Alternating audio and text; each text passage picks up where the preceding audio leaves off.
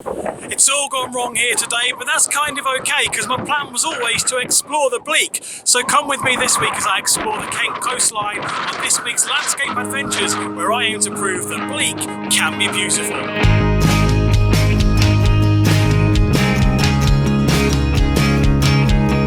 I hate the winter days. It's December and the nights are drawing in as always. I'm expecting the sunlight to be gone by about 4 o'clock today. It's now 12:15. I'm going to try and get to Dungeness, which is a couple of hours, with enough time to spend some time around the lighthouse and get some photos there. I have been to Dungeness once before. It was 10 years ago and I went there because my neighbours told me they were going to have a party that night, and I thought rather than stay at home and try and sleep through that racket, I would drive to Dungeness, spend a bit of time there, and on the way back spend a night in a hotel somewhere, and made a bit of a day of it. Today it's not that exciting. I'm just going to get there as soon as I can and take what photos I can and try and get back. The sky is really crappy. It's not due to change either, so the reason I've chosen Dungeness is because it's a slightly industrial location, so I'm hoping that the mood will suit the location. So anyway, let's get going and see how this turns out. I'm here, it's 2:15.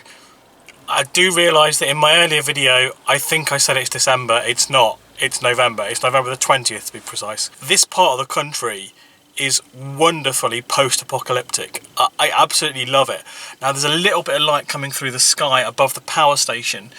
I don't know if I'm going to be able to get into a position where I'm going to be able to get that without the distractions of all the power lines and the other interest in the foreground. But there's just a real feel of dilapidation here, and I think this is the perfect place for a day with this sort of weather. I know I say this every time, but I really would like to come out here and spend more time out here on a day where I've got more daylight. There are a number of locations on the way here as well that I'd like to check out in the future as well. There's Rye, which is gorgeous. There's Camber, which is again very kind of post-apocalyptic, and then there's Lydd. I think it's pronounced Lydd, L-Y-D-D, which again is in the middle of these marshes. I believe this is technically Romney Marsh, and the thing about these marshes is they feel like you're one bad bit of weather away from the world ending. It feels like if there was a really bad storm, all these marshes are going to rise up, all the roads are going to be blocked, and you're trapped here until it passes. So I think this is a wonderful location. I'm going to get out now, stop talking, and see if I can shoot. It is, I should say, really windy here though, so I don't know how much filming I'm going to be able to do, or at least how much talking I'm going to be able to do. So let's see how this goes. Change of plan already. So I went out and started taking a couple of photos, decided to come back and take a photo of a sign at the front of the beach here, which clearly states that no photo shoots are allowed without permits. So obviously I don't want to get into any trouble. I want to make sure I do everything above board. So what I'm going to do today is I'm going to go back, I think, to one of those locations that I mentioned that I drove through on the way here, because we are against it time-wise. So I'm going to go back, find another location, and maybe look at getting a permit and coming back here another day. It's absolutely gutting because I've seen so many photos that I want already, and I could easily spend hours here. But maybe it's a blessing. Maybe if I come back with a permit and spend a lot more time here, I'd appreciate it a bit more.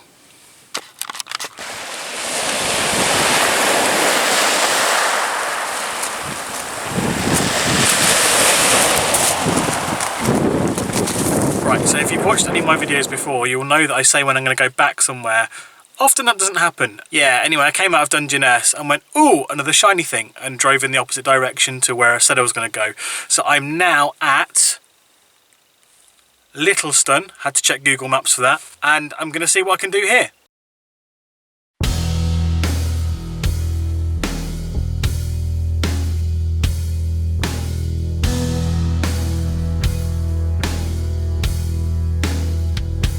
It's a real end of the world feel here. I've just taken some photos of the toilet block, the public toilets, believe it or not, and people are looking at me thinking, what the hell's he doing? And I completely understand why, but I don't think there's anything better than the bleakness of the toilets against this very dull sky with a little bit of water in the background that kind of sums up the atmosphere and the feeling here. It's bleak, but in a good way. So I'm messing around with filters to try and get a shot of the tail end of Kent here in the background against some slow, smooth water against these groins, or what's left of the groins. It's really cold out here and it's raining a little bit, but it's not too bad. I'm not convinced it's a brilliant shot, but it's something a bit different, so let's give it a go.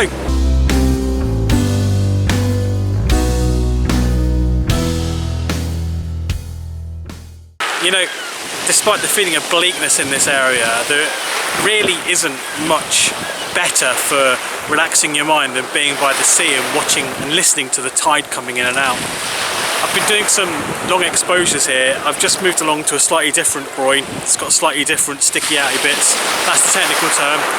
So, as always with these things, the composition tends to reveal itself as you're going along. So I wasn't too happy with my first few shots, but I think I've got something I like out of all of this, because there's some real beauty in the stillness of the smooth water, and I'm hoping that's going to come out in the pictures. There's some patches of sun coming through, so the light is actually quite nice here.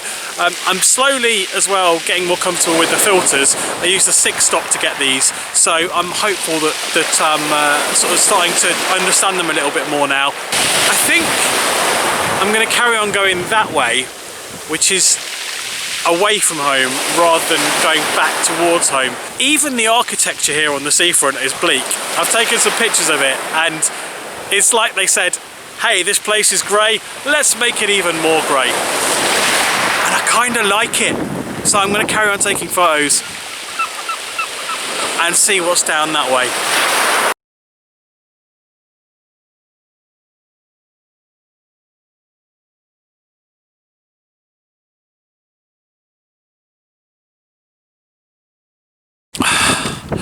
So I'm crouching down just to get out of the wind. As you can see, I've got this gorgeous water tower behind me, which I've just been taking some pictures of.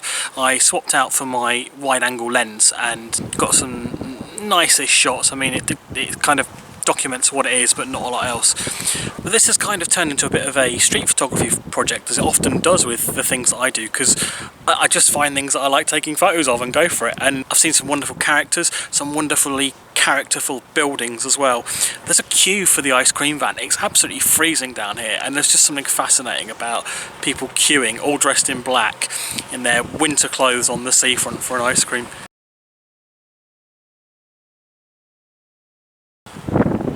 So this is a wonderful example of the bleakness and beauty down here.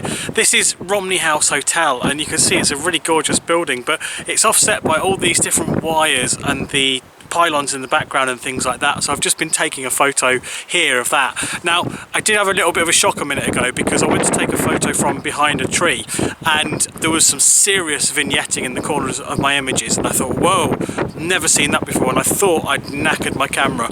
Then I realised I'd somehow knocked it onto advanced mode, which gives us a series of different scene selections on the Fujifilm cameras.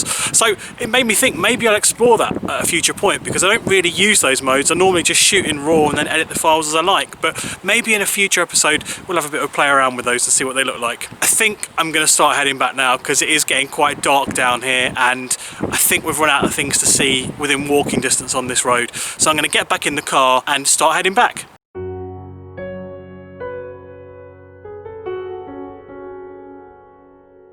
So I've come back to do the groin one last time, just because there's some wonderful lights now in the distance, with some wonderful light pollution in the air as well, which I think is going to look amazing. So I'm doing a quick shot here before I head back.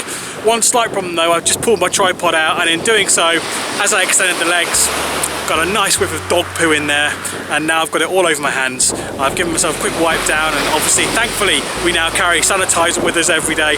But that is not the end of the day that I wanted, and now I've got to find somewhere to A, go for a wee, and B, wash my hands.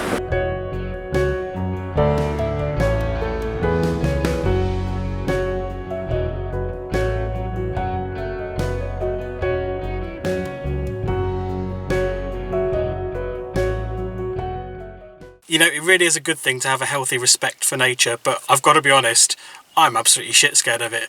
I've taken a load of photos out there, and I'm quite happy with them, but unfortunately when I'm alone with the sea and the sounds of the sea, and it's dark and there's no one else around, my mind starts to make up different scenarios which are not particularly friendly and quite honestly scare the crap out of me. So I've got some shots that I think are going to work really well, but if I had someone with me and a bit of light and a bit more time, I'd have probably persevered a little bit more and maybe worked a bit more on composition. But generally when I'm doing these sort of shots, I kind of frame with a 16:9 ratio in mind, and I think there's going to be something come out of those shots that I really like. This has been a really interesting day. I think it's been fascinating to explore the bleakness of this place, and the bizarre thing is that as it gets darker, the bleakness feels somehow more reassuring. I guess it just works better when things are naturally dark, but when you can see everything in the day, it just kind of brings out the industrial nature of it and the, I guess, the lack of nature in the horizon. So that brings us to an end this week. I hope you've enjoyed the video. Please do like, comment and subscribe as always. Honestly, clicking that like button is just the simplest, easiest thing you can do that costs you literally nothing, and it helps me so much. I can't emphasize that enough. So yeah, please do that, and hopefully I'll see you next week for another episode of Landscape Adventures.